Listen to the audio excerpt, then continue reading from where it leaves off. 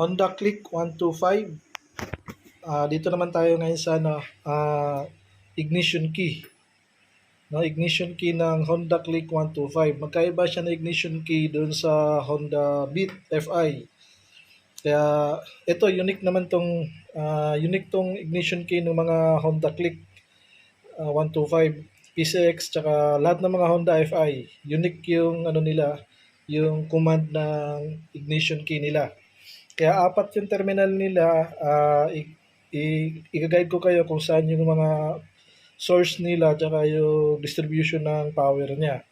Ngayon, kung nakita nyo dito sa diagram ko na may nakalagay ignition socket, ibig sabihin, huwag kayo dito tumingin sa slot niya. Dito kayo tumingin, iganon nyo siya, hindi siya nakatalikod ng ganyan, yung wire. Ikaganon nyo siya para di kayo maligaw dun sa paliwanag ko. Yan, ikaganon nyo siya, ang lock nyo sa taas. Yan, 1, 2, 3, 4. Yan, yung lock niya na sa taas, 1, 2, 3, 4. Kaya ganun lang kayo sumunod sa yung ginagawa kong diagram para hindi kayo maligaw pag sinusundan nyo siya. No? Kaya dito tayo sa ngayon sa diagram. Dito makikita nyo sa apat na terminal ng ignition key, mayroon siyang apat na terminal. Kaya unique tong unique tong transaction na to. Bali ang pag naka-off yung bali magpa-partner tong apat na to. Mag-partner sila. Itong dalawa mag-partner, itong dalawa mag-partner. Itong dalawa na to, kapag naka-on yung susian, itong dalawang to tsaka ito, magkakaroon sila ng contact. Itong dalawang to. Kapag naka-on yung susian, ito tsaka ito, magkakaroon ng contact. Kaya nakahiwalay yung transaction nilang dalawa. Hindi sila magkakasama. Hindi katulad sa ibang ignition key, isa lang ang supply ng power. Pag on ng susian, magkakaroon ng load yung tatlo. Dito sa mga FI na Honda Click 125, dalawa yung source niya. Ito ang source niya, ito ang source niya. Pag on ng susian, itong slot na to, itong linya to, magkakaroon ng contact dito. Pag on ng susian, ito yung source niya, lilipat ngayon dito. Kaya ganun ang mangyayaring transaction dyan. No? Dalawa yung magkahiwala yung transaction nilang dalawa. Ito pala, yung source niya lilipat ngayon dito. Kaya ganito mangyayari dyan pag naka-off yung susian ng master key na ignition switch, pag naka-off siya,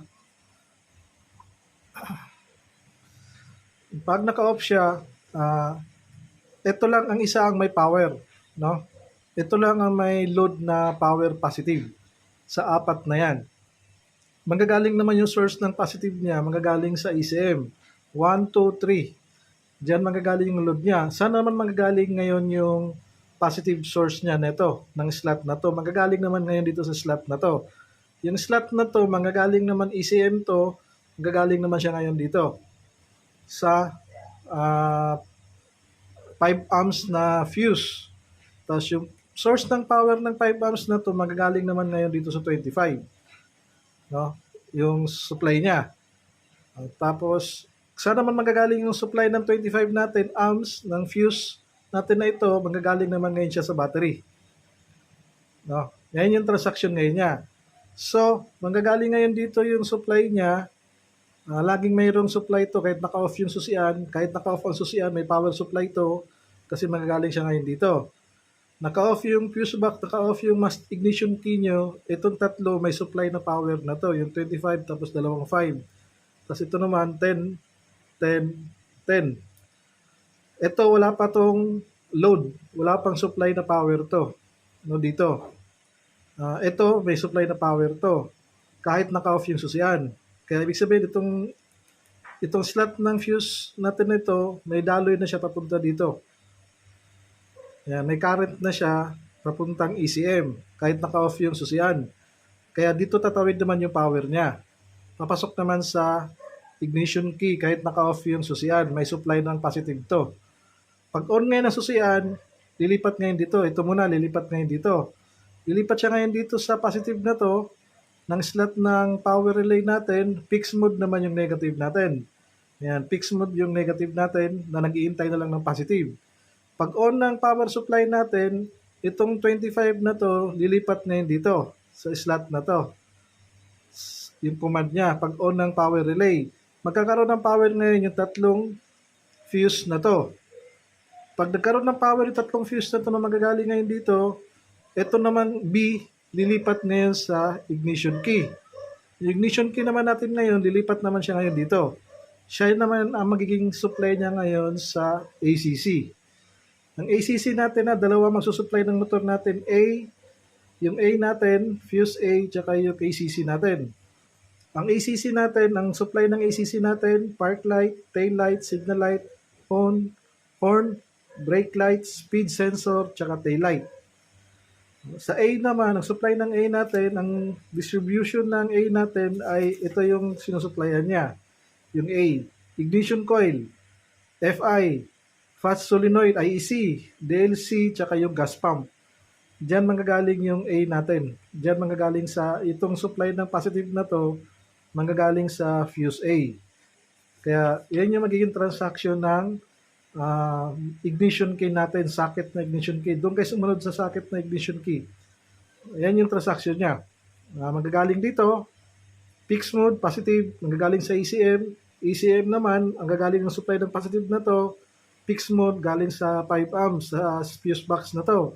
Manggagaling naman yung power niya, manggagaling sa 25. Manggagaling naman yung 25 na positive, 25 amps, manggagaling yung supply niya, manggagaling naman ngayon sa positive ng battery, rekta.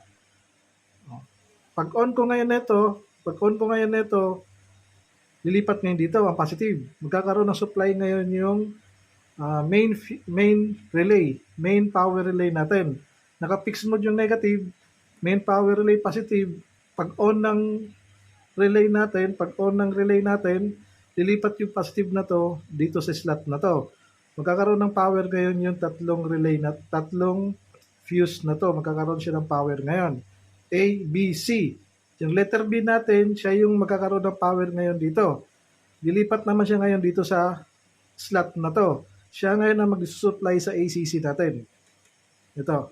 Kaya dalawa yung supply natin sa ACC tsaka yung fuse A natin. Ayan yung magiging struktura ng ignition key ng Honda Click 125.